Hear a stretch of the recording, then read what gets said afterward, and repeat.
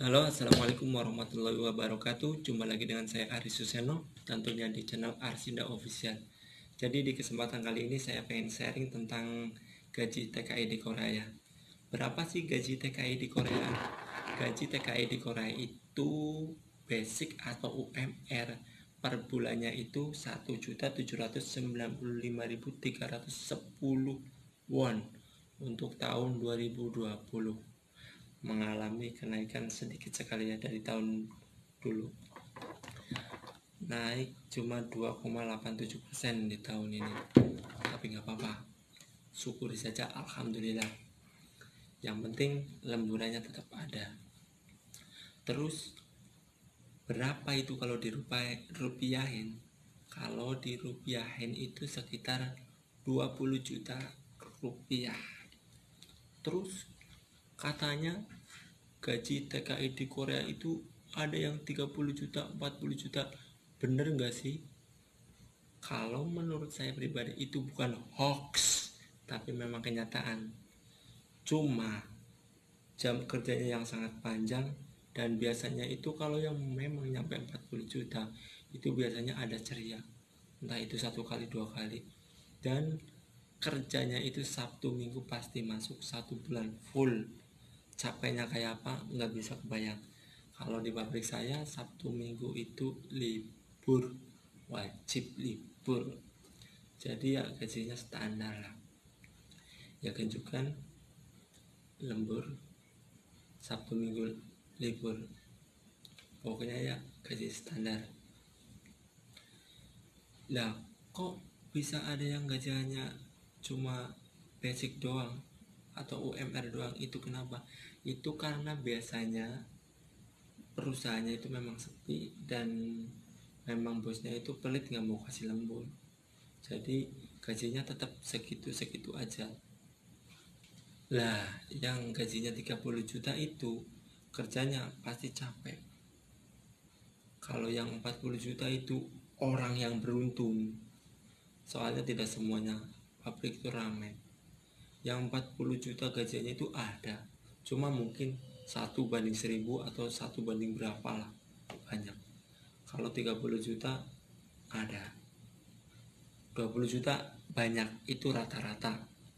Rata-rata gaji di Korea itu kalau dirupiahin itu sekitar 20 juta. Tapi di situ itu masih ada potongan nih. Potongannya itu apa aja guys? Potongannya biasanya ada yang dipotong asrama, gonggang bohong, sodokse, terus kukmin yonggem. Saya terangin lagi, potongan gisuksa itu potongan asrama, gonggang bohong itu asuransi kesehatan. Kalau di Indonesia kayak apa ya, jam jam kesmas apa ya, ya jam kesmas. Terusan sodokse itu pajak pajak penghasilan. Terusan yang terakhir itu kukmin yonggem. Yang senang itu kukmin yonggem ini, semakin besar kukmin semakin senang kita, soalnya kukmin yonggem itu asuransi, ntar setelah kita pulang duit itu bisa diklaim dan bisa untuk tabungan kita. Itu kalau kukmin yonggem. Nah, untuk pembahasan masalah gaji besar kecilnya itu tergantung jam kerja. Semakin panjang jam kerja itu semakin gede gaji kita. Jadi kalau untuk pukul rata gaji di Korea itu semuanya indah, itu enggak benar. Karena ada juga yang dapat gaji basic potongannya banyak, kisuksa dipotong, gonggang bohongnya gede. Soalnya di sini semakin tua usia itu semakin gede gonggang bohongnya ya. Jadi begitu teman-teman. Terus masalah lembur itu juga tergantung pabrik. Jadi nggak semua pabrik itu ada lemburan. Kayak pabrik saya dulu itu waktu di Ansan itu jarang sekali lembur ya. Bahkan kalau pabriknya rame, misalnya barang datang banyak nih, itu bukannya senang, bukannya bahagia ntar ada lembur, itu enggak, justru malah hanya penderitaan. Karena semakin banyak barang kerjaan kita itu semakin dikebut, capeknya minta ampun. Tapi alhamdulillah wa syukurillah sekarang saya udah bisa pindah, dan sekarang saya ada di pabrik baru ini. Ya alhamdulillah, dengan Sabtu Minggu libur tapi tetap ada lembur harian, ya alhamdulillah masih di atas basic ya. Jadi begitulah, segitu kira-kiranya gaji TKI di Korea. Dan buat teman-teman yang pengen kerja ke Korea, tetap semangat, tetap jaga kesehatan, karena kalau unfit tidak bisa kerja di Korea Selatan ya.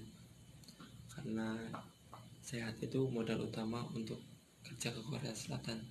Dan ijazah minimal untuk ke Korea Selatan itu SMP, SMP, SMA, S1, S2, S3, S-Doker, S-Sinco, dan SS lainnya. Itu gajinya itu semuanya sama. Yang ngebedain itu nasib. Kalau dapat pabrik yang bagus, lemburnya banyak, insya Allah dapatnya itu tetap di atas basic. Terus yang jelas di Korea itu tujuan kita mencari bakal ibadah. Jadi buat teman-teman yang udah sampai di Korea, dan buat teman-teman yang pengen niat di Korea, jangan lupa ibadah, sholat 5 waktu jangan ditinggal. Kalau kita punya niat bagaimanapun caranya, insya Allah kita tetap bisa sholat 5 waktu. Oke, semoga video ini bermanfaat buat teman-teman. Jika memang bermanfaat, silahkan di share, silahkan di subscribe juga channel ini biar berkembang. Dan terima kasih telah menonton video ini sampai habis.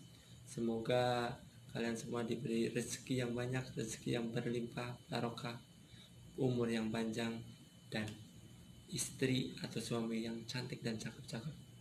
Dari saya cukup sekian. Wabillahi taufiq wal hidayah. Wassalamualaikum warahmatullahi wabarakatuh.